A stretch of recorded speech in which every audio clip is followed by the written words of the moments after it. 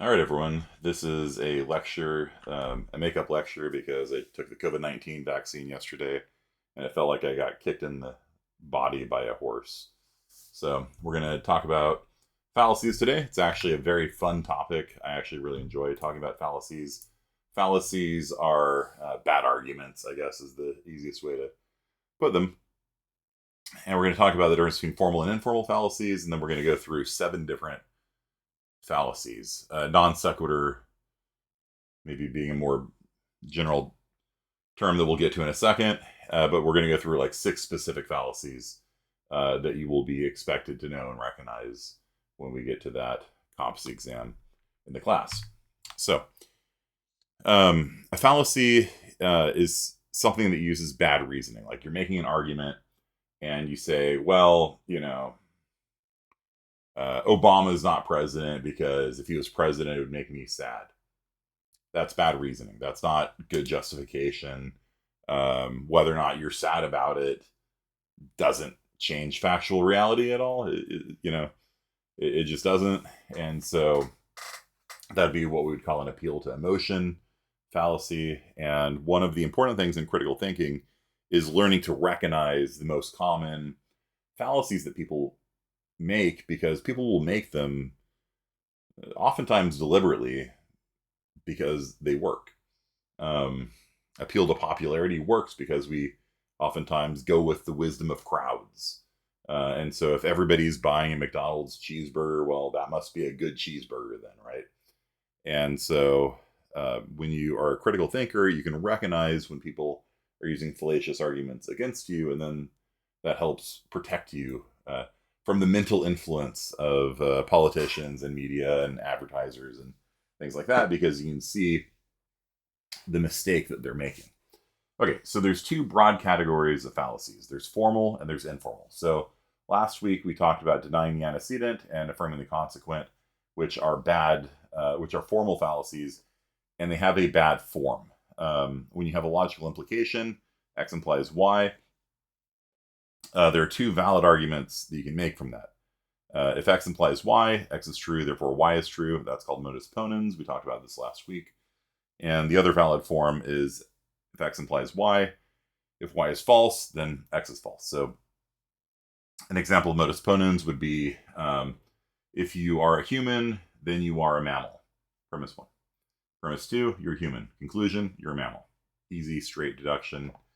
Modus tollens, it confuses people a little bit more because it's got like a double negative going on. So if you're a human, then you're mammal, premise 1. Premise 2, you're not a mammal. Conclusion, you're not human. Because if you were human, you'd be a mammal, but you're not a mammal, so I know for sure you're not human. Because if you were a human, you'd be a mammal, and you're not.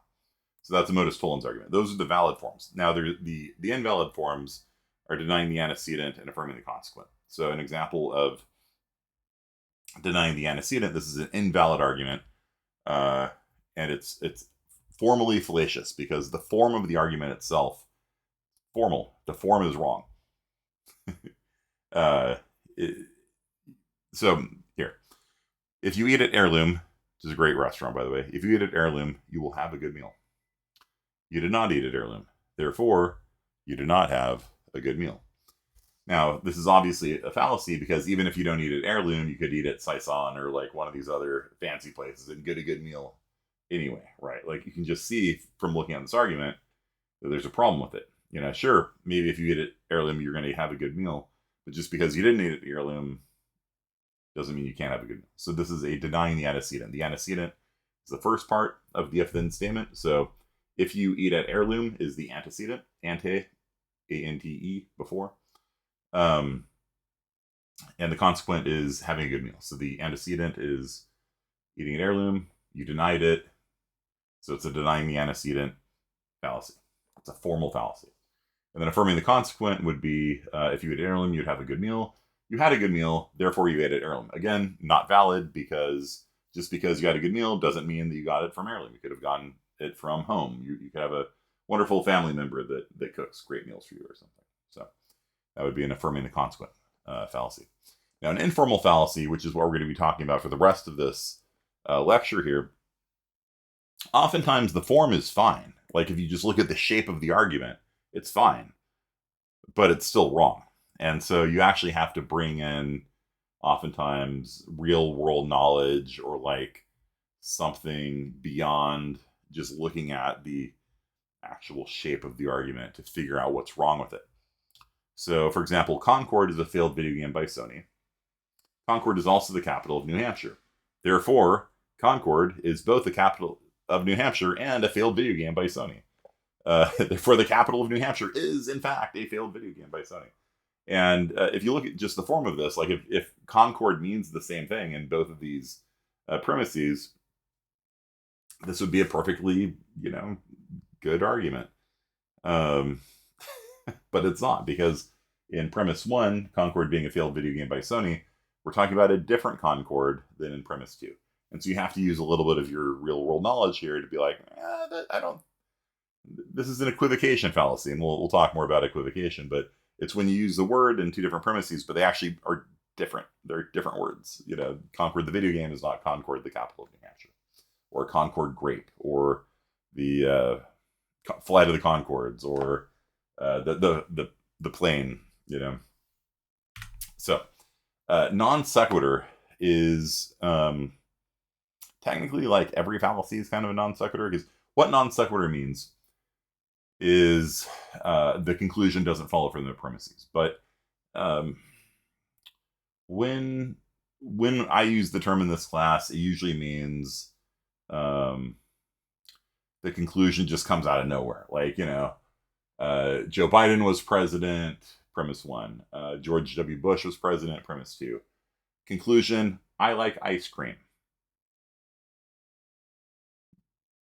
What? Where did that come from? To me, that's, when I would say, oh, that's a non sequitur, But technically, anytime a conclusion doesn't follow from the premises, which is like every fallacy, technically every fallacy is a non sequitur. But in this class, I use it to mean specifically, like, when the conclusion is just like, what? Where did that come from? So, yeah. All birds can fly, all airplanes can fly, therefore birds are airplanes. Is that formal or informal? Put your answer in the comment section here, I guess, or on Discord. Okay. So Socrates was a teacher of Plato. Plato was a teacher of Aristotle. Therefore, you should watch the next Fresno State football game. It's a non sequitur. It's like, huh? Where did that come from? Like, what I was expecting was, Socrates was a teacher of Plato. Plato was a teacher of Aristotle. Therefore, Socrates was, the teacher once removed of Aristotle. Something like that. Instead, it's just like, watch a football game. You're like,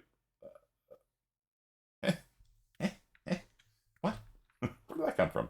It's a non sequitur. And so, non sequiturs are used all the time in politics. All the time in politics. Anytime you watch, Senate confirmation hearing, or they're doing some sort of like they bring somebody in for questioning. They never want to answer the questions like yes or no. You allow murderers on your campus. And they don't want to answer it directly because for whatever reason. And so they're always giving like some sort of non-response, talking about something else. So in politics, politics becomes a lot more fun after you watch like debates. Like, debates are a lot of fun to watch after you've taken a critical thinking class. If you have taken critical thinking and you watch like a political speech, or you watch a State of the Union address, or you watch a Senate hearing, or a political ad, it just becomes a lot more fun when you've done critical thinking, because you're like, oh, it's that fallacy, oh, it's that fallacy, oh, it's that fallacy. So pandering is when they just kind of suck up to the local crowd. So when Hillary Clinton was campaigning in New York, she danced merengue. When she was in the South, she adopted a Southern accent, which, I mean, she lived in, I think, Alabama for years, but all of a sudden her Southern accent comes out. When Obama dialed into a radio station in New Mexico during the campaign. They asked him, do you red salsa or green salsa? He's like, well, I have to have the green salt, or whatever it is. It's just all like trying to appeal to the common man. So when somebody comes to Fresno State, how about those Bulldogs? He's like, okay, this has nothing to do with anything. Like, you're trying to make an argument that I should vote for you, right? Like the argument the politicians are trying to present is, especially when they're on the campaign trail, giving a stump speech or something. The argument they're trying to make is you should vote for me because X, Y, and Z. But a lot of times it's like, how about them Bulldogs? Like go local sports team. Because when we like people, we vote for them more, right? Like there's a reason why they do this. It's not that they like fallacies. It's like because it works. So deflection is when somebody asks a direct question, yes or no. Is it true that there is anti-Semitism at MIT? If you remember those hearings, Columbia and MIT and Penn and Harvard were hauled. The presidents of these colleges were hauled up in front of Congress, and they tried their best not to answer, the questions directly, and Trump, do you have a plan for, I think it was like healthcare or something like that. He's like, it's like trying to change the subject, but do you have a plan? Well, I was trying to change. Do you have a plan? Well, I have concepts of a plan. Like trying to veer away from giving a direct answer on something. Okay. Harris in the last campaign last year was, what's your plan for the economy, Harris? And she would say, I was born in a middle-class family. It's like, that's not answering the question. That's not answering the question. You being born in a middle-class family does not answer the question of what is your plan for the economy? Well, I'm going to have a hope-based economy. What the hell does that mean? What is a hope?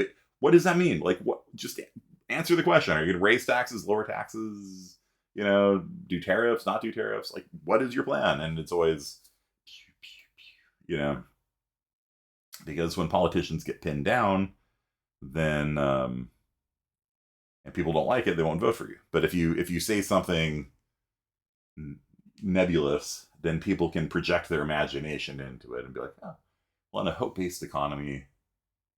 Actually, I have no idea what that means. In a hope-based economy, I'll go to college. I don't know. People can project their own ideas onto what the politicians say. But when they give a concrete thing, like I'm going to raise taxes to 43%, then people look at that and go like, I don't know if I like that. So politicians very often will be vague. They will not give yes or no answers. And to be fair, a lot of times in these congressional hearings, like they give the yes or no, and it's like not a yes or no question. And so to be fair, like sometimes like you just have to give an essay response instead of true or false. But it is very, very common for politicians to just deflect and not answer something. Red herring is when you distract or mislead. If you've never seen the Chewbacca defense, go onto YouTube, watch the Chewbacca defenses from South Park. And like lawyers actually use this term. It's when you like just completely talk out of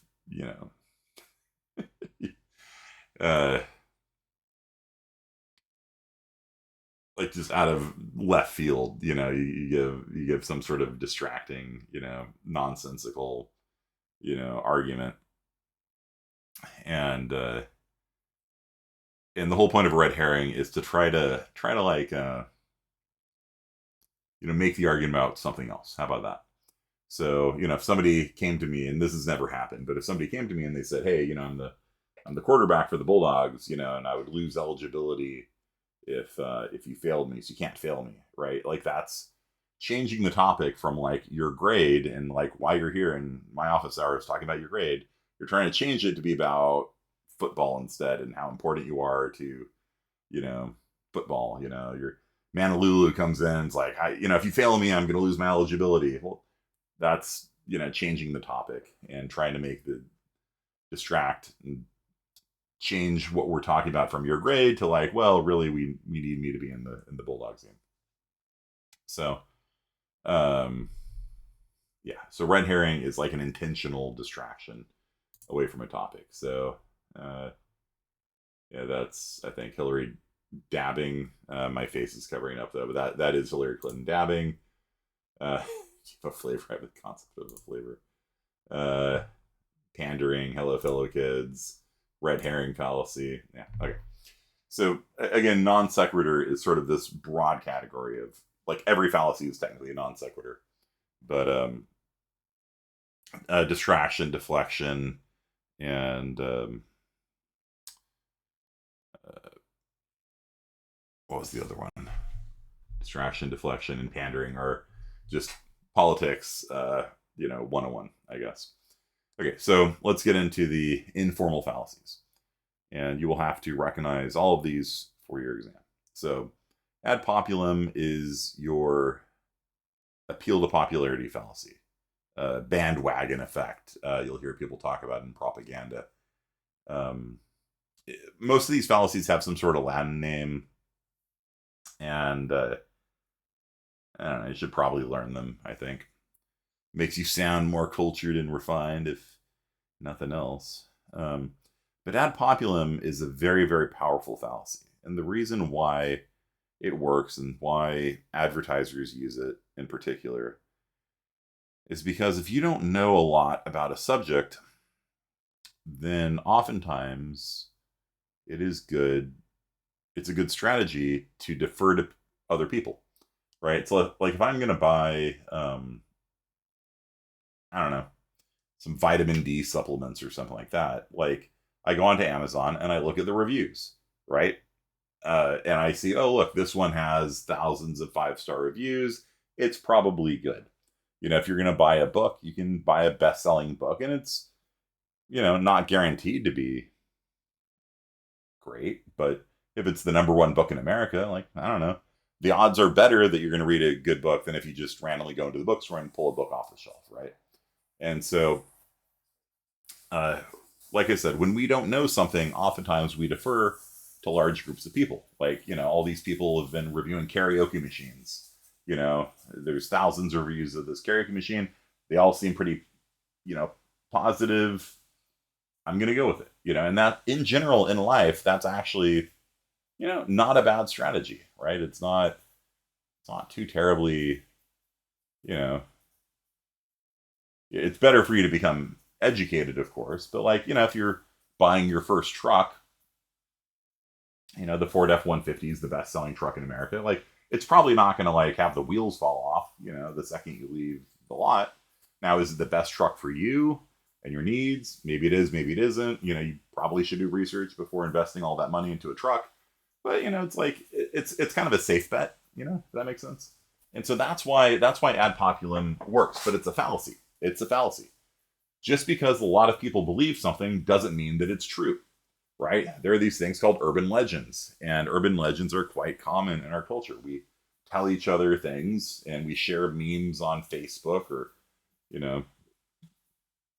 whatever social media platform you use. And there's a lot of lies and falsehoods and urban legends that spread through social networks. And just because large numbers of people believe it doesn't mean it's true. If you look at the shooting of Charlie Kirk a little bit over a week ago, if you look at the breakdown by Democrat, Republican, Independent on whether they think that the shooting was caused by left-wing or right-wing people, there is a quite large difference in that. Democrats think, at least according to the poll that I saw, right-wing, whatever is responsible for his assassination and murder. Independents and Republicans think that left-wing ideology or whatever is responsible for his death. And so the reason for that disconnect is because if you look at the social media networks and what memes are being shared, they're very different. I have friends all across the political spectrum, and I don't share memes myself, but I read them, and I'm seeing very, very different dialogues and very, very different known facts that we know this about the shooter, Charlie Kirk, in one group and then in a different group, and they're very different. They're very different.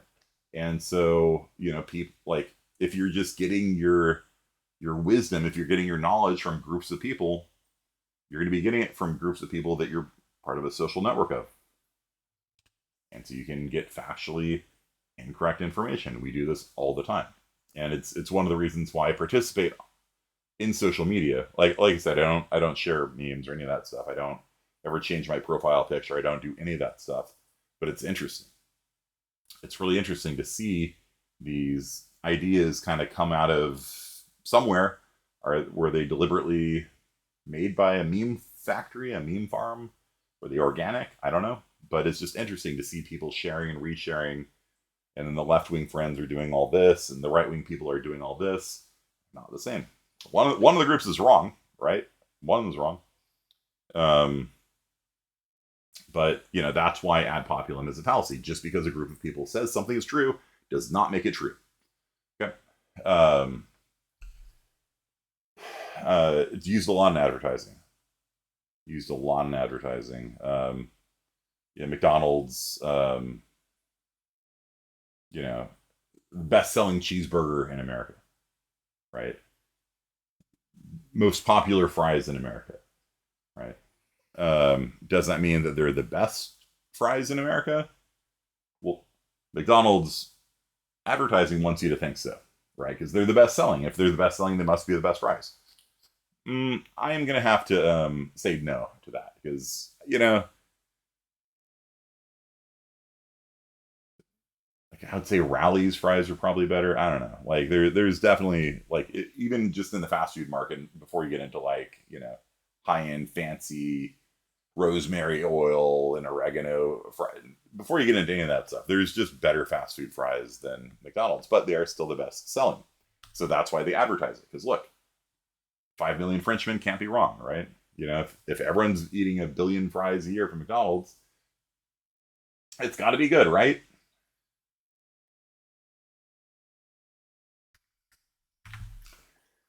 So, ad verecundiam is appeal to authority, and this is very similar to appeal to popularity, except instead of appealing to the masses of people, you're appealing to experts. And this is a tricky fallacy because sometimes we do appeal to experts in science. It's called a citation, right? Rather than me repeating all of the experiments done in science ever, when I write a paper, I will refer to somebody else's work and say, this person found X, Y, and Z to be true. And I quote their paper and I put a reference and say, here, if you want to read more about it, see, Joe Smith, 2012, paper on, I don't know, whatever. And that's how science works. Like we appeal to authority all the time. And the reason for that is because nobody's got time to redo every experiment ever. At a certain point, science relies upon trust, which is very uncomfortable to say out loud because, any of those papers could have been forgeries. Any of those papers could be, AI generated slop, And in science, you're not supposed to take other people's words for things. Like, you can test it and retest it yourself. But as a practical matter, we just have, nobody's got time to redo everything. And so science is based on trust. It's based on the fact that scientists are not lying to you, hopefully, most of the time, right? So, yeah, so just because an expert says something is true doesn't actually make it true. Like here you can see doctors, they smoke Camels more than any other cigarette, with a clear implication being, well, if doctors smoke Camels, that must be the healthier cigarette choice. But in reality, they're just bad for you. Like cigarettes are just bad for you. And Camels, I don't think are any different, than any. I mean, I'm not a smoker. Maybe there's some worse brands. I don't know. But I can't imagine, I'm just speculating, but I can't imagine there's like any significant difference between people who smoke Marlboro Rose versus Camels, or in terms of health outcomes. But I could be wrong. I don't know. Anyway, so yeah, a lot of times you'll watch a TV show, you'll watch a news broadcast, and the news broadcaster will say something wrong. Or you watch Neil deGrasse Tyson on the new Cosmos show, and he'll just present wrong information. You know, like when he's talking about physics, he's fine. When he's talking history, yeah, he doesn't really know what he's talking about. Um, and so somebody prepared for him, I imagine, unless he did it himself, which is even worse. But somebody prepared for him on the first episode of Cosmos a history of, sort of the conflict between science and religion. And there's this guy named Giordano Bruno who was burned at the stake. And in the Cosmos show, it says he's burned at the stake for believing that there were different worlds and possibly aliens on different worlds, and basically being killed for his scientific views. And that's completely wrong. That's just an urban legend.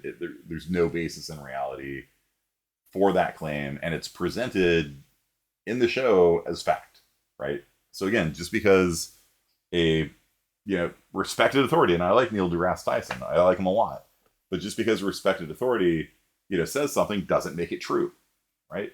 That's why it's a fallacy. You can't say something is true just because Neil deGrasse Tyson said it was. It's a good shortcut, right? If doing a citation is a shortcut. It's a useful shortcut, but it doesn't make it true. Like if I quoted some paper that said that Giordano Bruno was a martyr to science, that doesn't make it true. And somebody could challenge me on it and be like, no, you cited this paper, but this paper is wrong. And then it's my responsibility to go and fix it.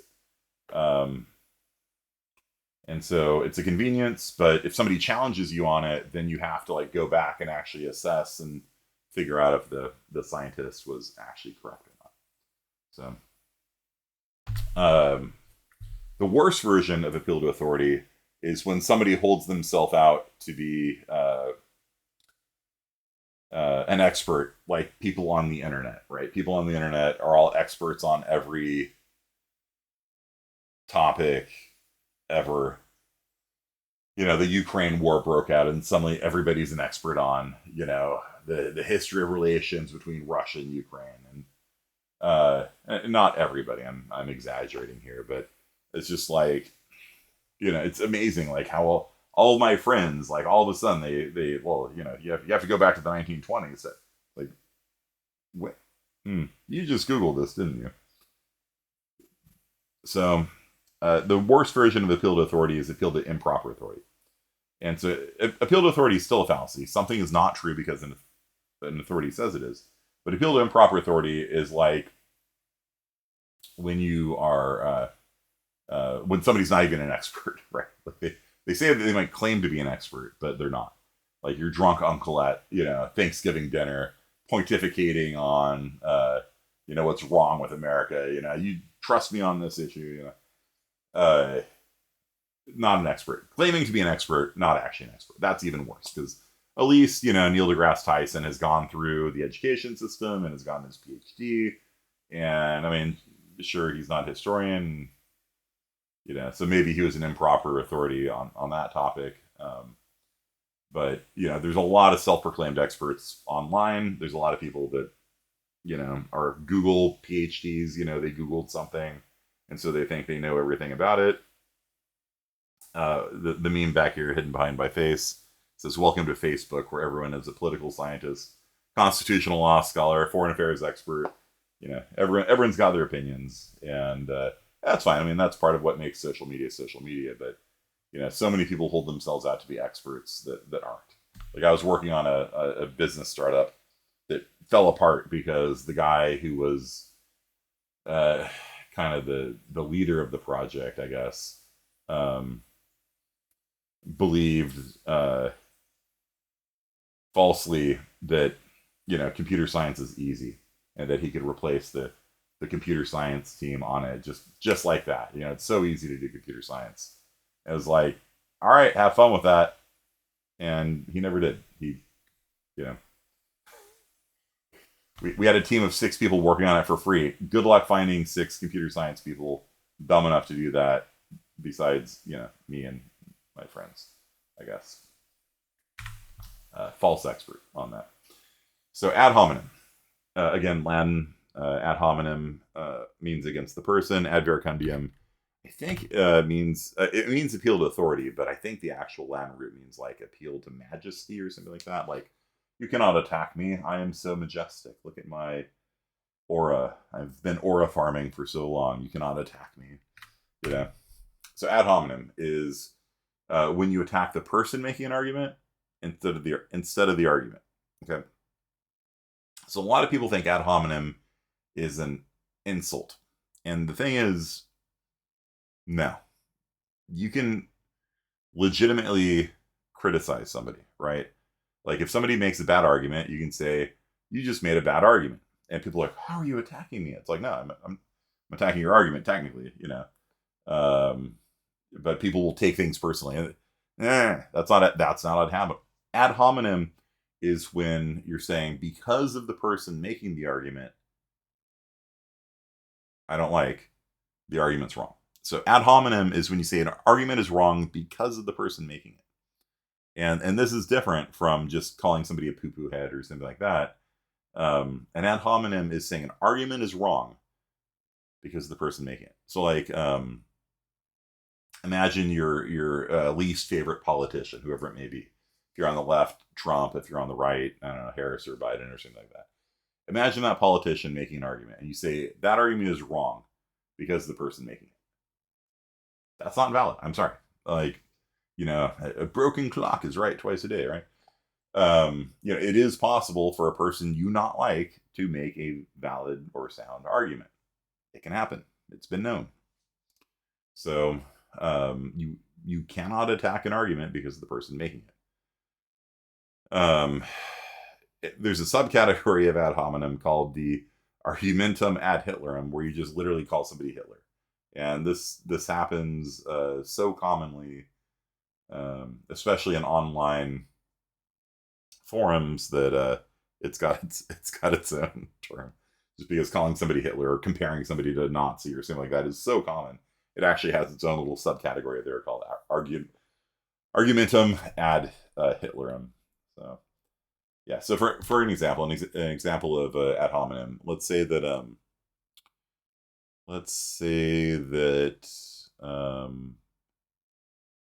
the National Park Service was proposing cutting down some of the trees in Yosemite Valley to reduce the fire threat. And somebody said, well, that's a bad argument because the head of Yosemite used to work for a timber company.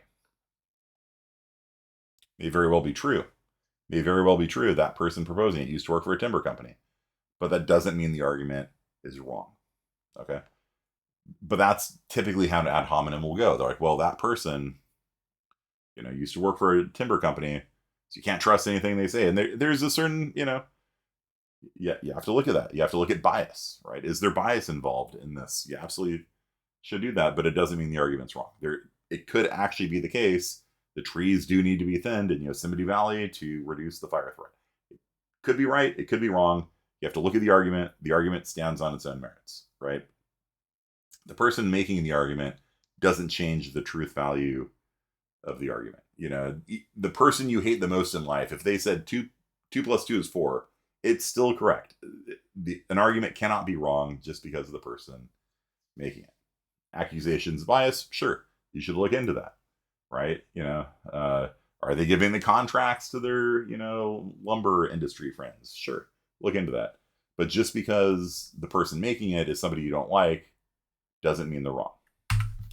Equivocation. So the Concord one that I gave earlier was equivocation.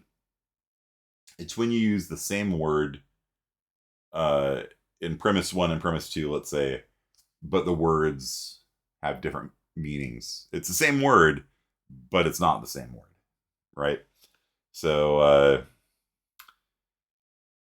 Yeah, Concord is the capital of New Hampshire. Concord is a failed video game by Sony. Therefore, a failed video game by Sony is the capital of New Hampshire. It's the same word, but it's not the same word. We're not referring to Concord the video game when we're talking about Concord in New Hampshire. Okay, words can have multiple definitions inside of them. For example, the word can in English, can in English, could refer to a soda can.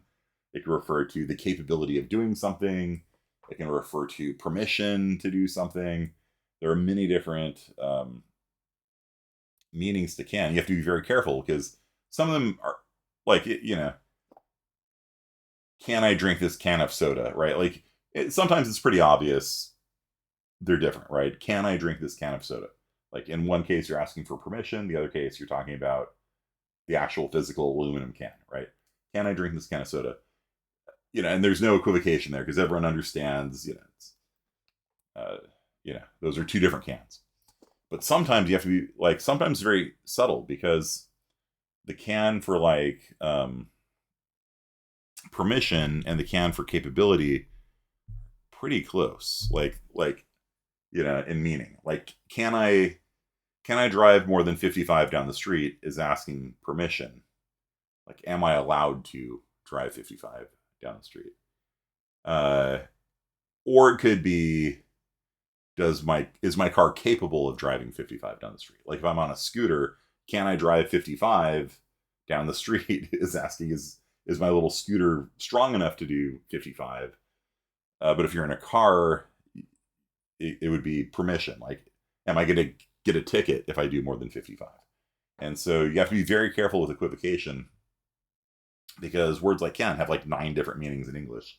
And some of them are very close, like permissivity and capability are quite close, in our heads. And so, there's the example too here, right? God can do anything is omnipotence, right? God cannot do evil is a moral choice. That is not capability. The first one, it's talking about capability. The second premise, God can't do evil. It's a moral choice. He chooses not to do evil. And so people will non-ironically actually make this argument that there's a contradiction in the concept of an omnipotent, omniscient, omnibenevolent God, because if it's omnipotent, it could do anything, premise one. If God is omnibenevolent, it cannot do evil. And that's a contradiction, right? You said you could do anything. You said you couldn't do anything, or you couldn't do evil. But it's not a contradiction because it's an equivocation fallacy, because can in the first case is capability, and the second one it's sort of permissivity or choice. And so there's a lot of dad jokes, a lot of dad humor you can have fun with equivocation. Have you tried icing your knee, on the gingerbread man here, because icing normally means putting ice on a knee, if you got a sore knee or something, but here it's a gingerbread man. So in that case, it's a little humor equivocation fallacy there. Okay. Next one up is false dichotomy. So false dichotomy is when, like I was talking earlier in Senate hearings or congressional hearings in general, I'll say, answer the question, yes or no. Is it true that you allow anti-Semites on your campus? And, that's not actually a yes or no question because, Columbia University, I'm sure, would allow a student who's an they might not even know it. Somebody will just enroll. How can you control that? You don't have a mind scanning device to know. So on one hand, the answer is yes, but on the other hand, maybe if they have a policy against it, the answer is no. And so it's not a yes or no question. But Congress critters will oftentimes pound the table and say, no essay, no long response, yes or no, is it true? And then people stutter and yes or no. And so that's a false dichotomy fallacy. So when you say there's only 2 options and there's more, that's a false dichotomy. Sometimes a dichotomy dies too, right? A dichotomy, sometimes something is yes or no. Is the value of x 10 in math? You know, the answer is either yes, the value of x is 10, or the answer is no, it's not 10. Like, you know, that's a valid dichotomy. But in real life, a lot of times you can't just boil down a question to two options. You know, are you going to vote Republican or Democrat? It's like there's third parties in America, right? Or you can not vote at all, right? Like that is possible. But you know, the notion that you have to vote either Democrat or Republican is a very, very common false dichotomy in our society.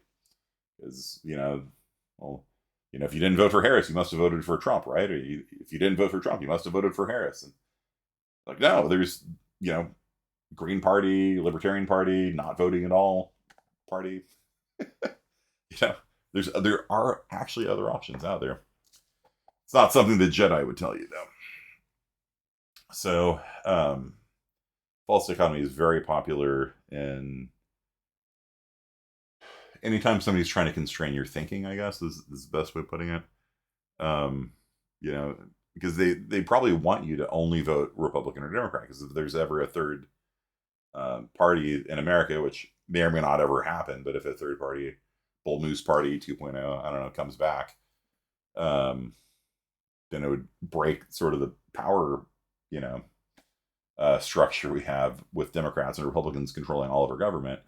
And so I don't think either of them is in any way encouraged to allow or even acknowledge third parties exist. And so it limits your thinking, you know, with the false dichotomy. George W. Bush famously said, if you're not with us, you're against us, in the Iraq War 2.0, Gulf War 2.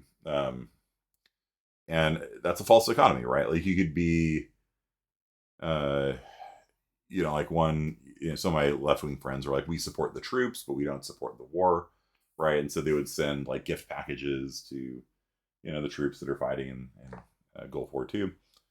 But they're like, well, we don't support the war. So there's like different gradations of support. You could be all in on it. You could be like, well, you know, I think Saddam Hussein's a jerk, but I don't think there's any weapons of mass destruction. So I think that part's kind of ridiculous. So like there's, you know, you can be 80% in support. You can support some things and other things. When you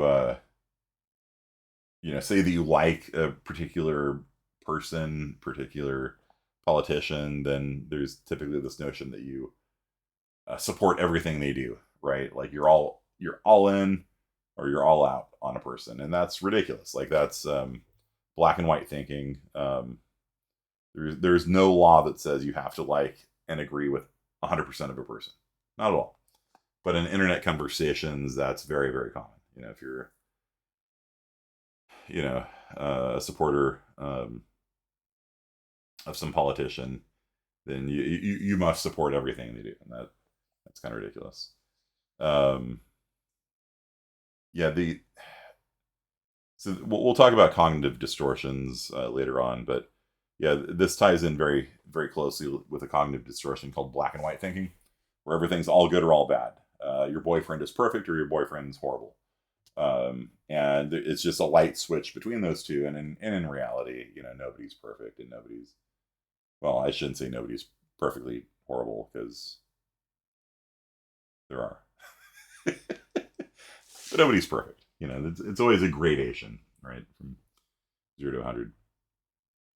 So catastrophic thinking also ties in with this. So I didn't get an A, so I'm a failure. You know, catastrophizing, things like that. Yeah, false dichotomy is when there are more than one option, more than two options, but people claim there's only two. Okay, hasty generalization.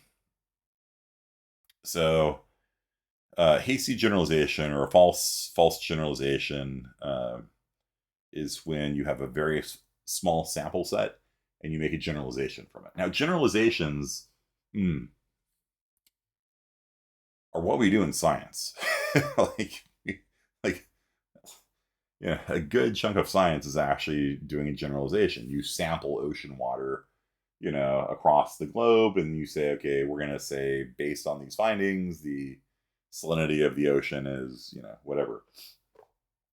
like generalizing is kind of what science does. There's this really weird thing in our society though these days where like you're not allowed to make a generalization.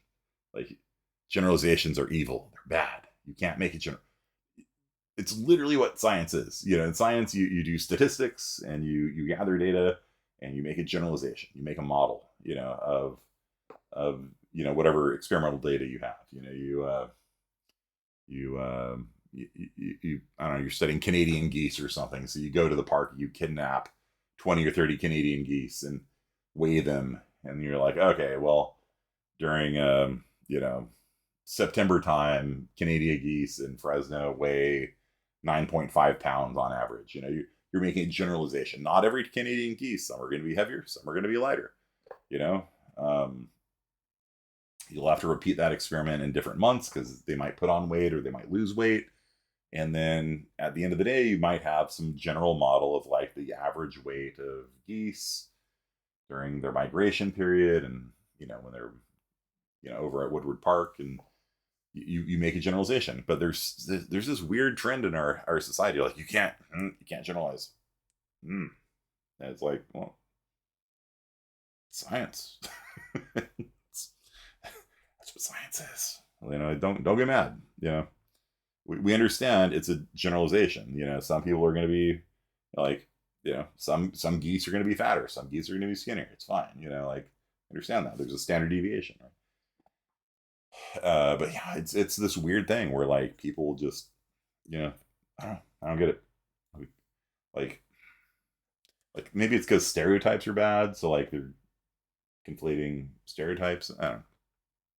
But yeah, it's a strange thing we have these days.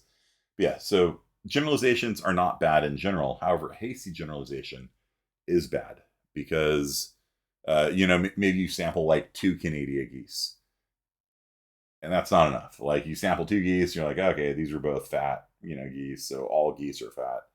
You know, you gotta do a little bit of legwork. And in science, you can actually quantify what the margin of error is based on the number of samples you took and the size of the population.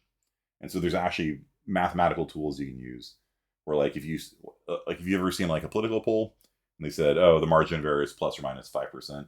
What they do is they surveyed 200 people. The overall pool of voters is, you know, however many million.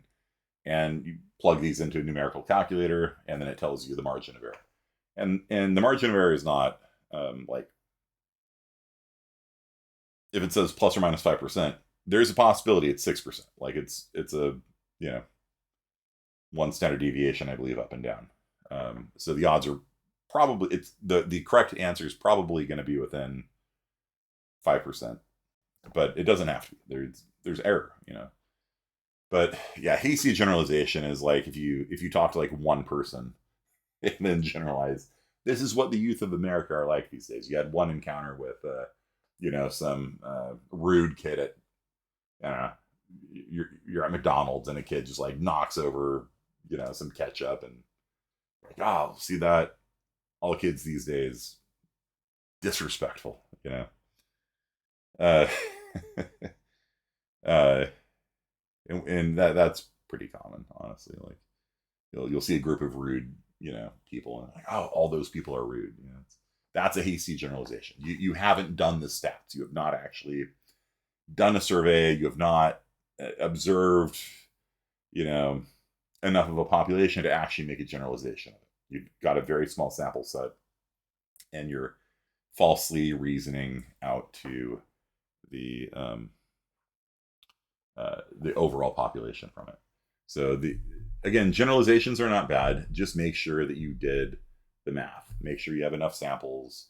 Make sure you've actually done a mathematical analysis of it and you quantify your error on it and things like that. Then it's fine. But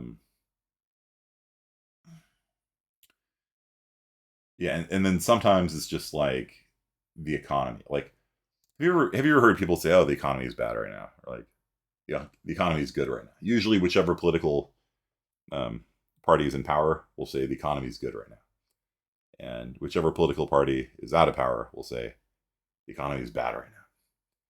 And that's because the people out of power want to be in power. People that are in power want to stay in power. But there's no such thing as the economy. Like, the economy doesn't exist, right? What we call the economy is a bunch of different, sometimes completely unrelated and opposing forces to each other. So, for example, you have interest rates, you have the unemployment rate, you have the stock market, you have bond yields, and some of these things, when one goes up, the other goes down. And so, the Fed has been in the news recently for wanting to, whether or not they're going to cut interest rates, because interest rates, higher the interest rate, the lower the inflation, but it also drives unemployment. And so Trump's been like angrily yelling at the Fed board because he wants them to cut interest rates, get more people employed.